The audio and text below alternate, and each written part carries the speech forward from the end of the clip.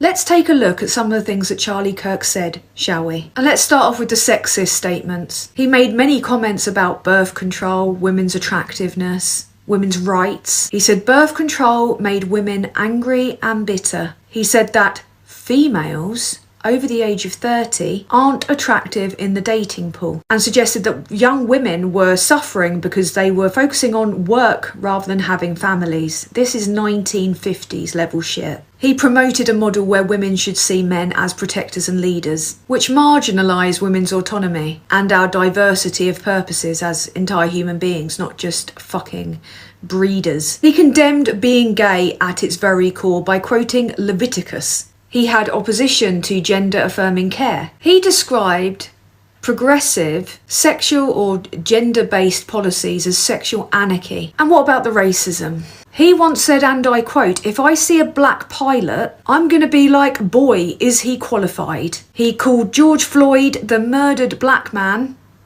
a scumbag. He denied that there was any such thing as white privilege and made many comments about the Great Replacement theory. The conspiracy that, certain demographics are being replaced, mostly white people, by brown and black people. He said it wasn't just a theory, but it's a reality. It's okay to have a nuanced opinion on this. Someone's opinion on this is nuanced. Things aren't black and white, and we're falling into black and white thinking more and more nowadays. You can't summarise your views on Charlie Kirk in a tweet. Although the same people being attacked today for expressing any form of opinion on Charlie Kirk are the very people that he targeted and the very people that would be most at risk under a far-right government. Because this guy was instrumental in getting what most people broadly assume now is a paedophile and rapist into the White House. In fact, as Charlie Kirk was unfortunately facing this incident, not only was there an active shooting taking place on a campus in Colorado, but Trump's government were doing their very best to hide the release of the Epstein files. Kirk died as a consequence of the very gun laws that he defended, and his entire platform relied on radical messaging, authoritarian